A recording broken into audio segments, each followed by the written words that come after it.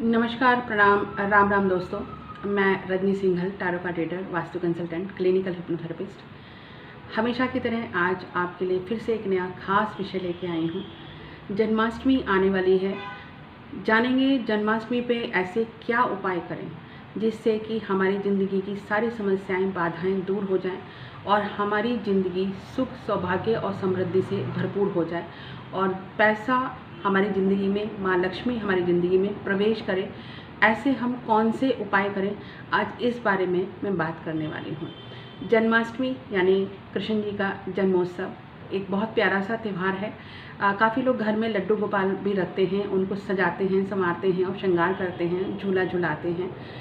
क्यों ना हम आज ऐसे उपाय के बारे में चर्चा करें जिससे आपकी ज़िंदगी में धन आकर्षित हो, आपके संबंध अच्छे रहें, आपकी संतान प्राप्ति की जो इच्छा है वो आपको मिले और जो भी आपकी समस्याएं हैं वो दूर हो जाएं, जो भी रुकावटें आ रही हैं उनसे आपको मुक्ति मिल जाए। बहुत ही खूबसूरत सा ये त्यौहार है और इस दिन लोग अपने छोटे बच्चों को कृष्ण जी की तरह वस्त्र पहनाते हैं, उनको सजाते हैं। जगह जगह बहुत सारे कंपटीशन भी होते हैं। ये बहुत ही प्यारा सा एक त्यौहार है। तो बात करेंगे हम उपाय की। तो सबसे पहले आपको करना है एक उपाय। आप जन्माष्टमी वाले दिन सुबह से ही आप अच्छी तरह से नहा धो के तैयार हो जाएं और कोशिश करें कि उस दिन आप पीले रंग के वस्त्र धारण करें। जी हाँ, अगर आप घर में पूजा करते हैं तो जो आपका आसन है वो भी पीले रंग का ही हो तो बहुत अच्छा है। पीला रंग बहुत प्रिय है उनको, पीताम्बरी जैसा कहा जाता है, पीताम्बर उनको कहा जाता है, तो पीला रंग उनको बहुत प्रिय है। तो आप पीले वस्त्र उनको पहनाइए, पीले वस्त्र उनको चढ़ाइए, पीली मिठाइयाँ, पीले फूल की माला आप उनको चढ़ाते हैं तो वो उनको अत्यंत ही प्रिय है। इससे आपकी धन संबंधी जो भी बाधाएं हैं वो दूर होंगी और आपकी ज़िंदगी में बहुत ज़्यादा खुशहाली आएगी। शाम को जब आप 12 बजे उनको भोग लगाते हैं, प्रसाद चढ़ाते हैं, तो आप खीर भी उनको बहुत ही अत्यंत प्रिय है। खीर आप बनाइए, उसमें केसर आप डालिएगा ज़रूर ध्यान से और साथ में बहुत सारे ड्राई फ्रूट्स, मेवे आप उसमें डालिए और वो खीर को ठंडा करके उसके ऊपर आप तुलसी दल का एक पत्ता अगर रखते हैं, तुलसी भी कृष्ण जी को अत्यंत ही प्रिय है।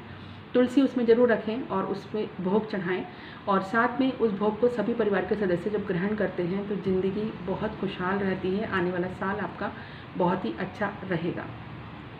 इसके अलावा आप कृष्ण जी के चरणों में एक चांदी की बांसुरी, साइज़ आपकी इच्छा के अनुसार है, साइज़ कितना भी बड़ा आप ले सकते हैं। छोटी सी चांदी की बांसुरी अगर आप उनके पास चढ़ाते हैं, उनको अर्पण करते हैं और उसको वापस लाके आप रोली और लगा के और पीला हल्दी लगा के उसको अगर अपने धन स्थान में रखते हैं, या बहुत छोटी सी बांसुरी है उसको अगर आप अपने पर्स में रखते हैं तो आप देखेंगे पूरे साल आपके पास धन की आवक बनी रहेगी।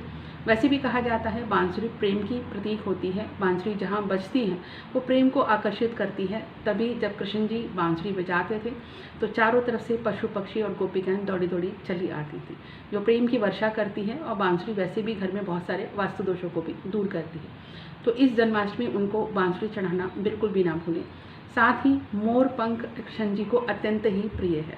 मोर पंख अगर आप उनको चढ़ाते हैं, मोर पंख वैसे भी बहुत पवित्र माना जाता है और मोर पंख को उन्होंने अपने शीश पे धारण किया, मोर मुकुट में धारण किया मोर पंख को। जब आप मोर पंख चढ़ाएं तो इस बात का ध्यान रखें कि वो कटा हुआ ना हो, टूटा ना हो, इस तरह से ना चढ़ाएं। साबुत देख के आप उस मोर पंख को अगर कृष्ण जी को अर्पित करते हैं तो आप अपने मन वांछित फल की प्राप्ति करते हैं। ऐसा कहा जाता है कि आप जब मोर पंख चढ़ाते हैं और उनसे जो भी इच्छा अपनी मांगते हैं वो अवश्य ही आपकी पूरी होती है। दूसरा, अगर आप अपना दाम्पत्य संबंध अच्छा करना चाहते हैं, जिन लड़कियों की शादी अभी तक नहीं हुई है, जो लोग विवाह बंधन में बंधना चाहते हैं, लड़की या लड़का जो भी है, तो आप जो भी आपके घर में कृष्ण जी की कोई छोटी मूर्ति है या मंदिर में अगर आप चाहें तो इसको कर सकते हैं कि आप शंख में कच्चा दूध और साथ में केसर उसमें मिला लीजिएगा। उससे अगर उनका अभिषेक आप करते हैं कृष्ण जी का, एक तो उससे धन संबंधी आपकी आवक बढ़ेगी क्योंकि केसर का दूध अपने आप में धन को प्रेजेंट करता है। दूसरा, विवाह आपका बहुत जल्दी होगा। तीसरा, इससे आपके संबंध, जो आपके दाम्पत्य संबंध है वो बहुत ही अच्छे होंगे क्योंकि ये जो कॉम्बिनेशन बनता है ये गुरु का कारक होता है जो आपके संबंधों को बहुत अच्छा करने का कार्य करता है। तो इस उपाय को आप कीजिएगा। एक उपाय है लेकिन 3 उसके फायदे और 3 लाभ आपको मिलने वाले हैं। इसके अलावा एक छोटा सा कार्य आप और कर सकते हैं। एक पान का पत्ता आपको श्री कृष्ण के चरणों में रखना है। उस पत्ते को आप उठा लीजिएगा और उस पर अगर आप श्रीम लिखते हैं, श्रीम आप चंदन से लिख लीजिए, श्रीम आप रोली से लिख लीजिए, किसी भी चीज़ से आप श्रीम लिख लीजिए और उस पत्ते को अपने धन स्थान में अगर आप रखते हैं तो भी पूरा साल आपके ऊपर माँ लक्ष्मी की कृपा बनी रहती है। ये उपाय आप बिल्कुल करना मत भूलिएगा, इसको ज़रूर आप करिएगा।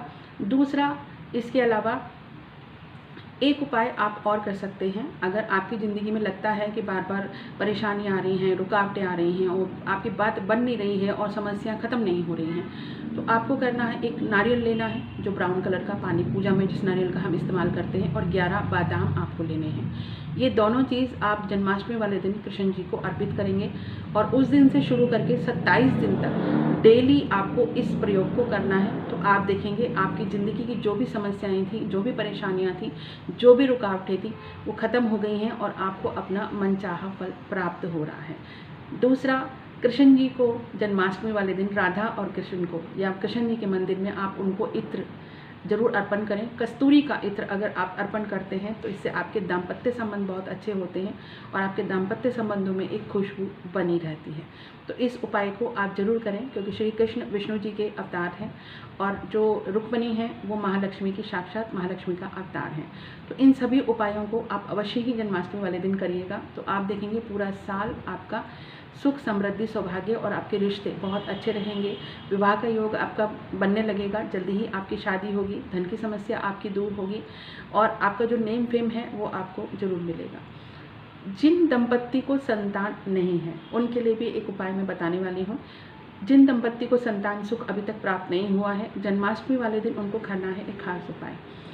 दोनों ही पति पत्नी को स्नान करके पूरा दिन उस दिन फलाहार करना, मतलब व्रत रखना है और व्रत में फल और पानी के अलावा कुछ भी उनको ग्रहण नहीं करना है और नमक बिल्कुल भी ग्रहण नहीं करना है। इस चीज़ का ध्यान रखना है। सुबह से ही दोनों को पीले वस्त्र धारण करने हैं और रात्रि में जब वो पूजा करेंगे तो जो श्रृंगार करेंगे कृष्ण जी का वो भी सब पीला होना चाहिए। जो मिठाई उनको चढ़ाएंगे, फूल उनको चढ़ाएंगे, वो भी सब पीली होनी चाहिए और साथ में खीर उनको बनानी चाहिए। और 1 कटोरा खीर अगर आप बनाते हैं तो उसमें केसर आप डालिए, खूब सारा मेवा उसमें डालिए और बाल गोपाल मंत्र का आप दोनों को ही जाप करना है। ऐसा करने के बाद आपको भोग स्वरूप वो जो खीर है आधा आधा पति पत्नी दोनों को 50-50 करके खा लेनी चाहिए। श्री कृष्ण का आशीर्वाद प्राप्त हुआ तो डेफिनेटली जल्दी ही आपके घर में संतान की किलकारी गूंजेगी। इस उपाय को जन्माष्टमी वाले दिन आप करिएगा जरूर।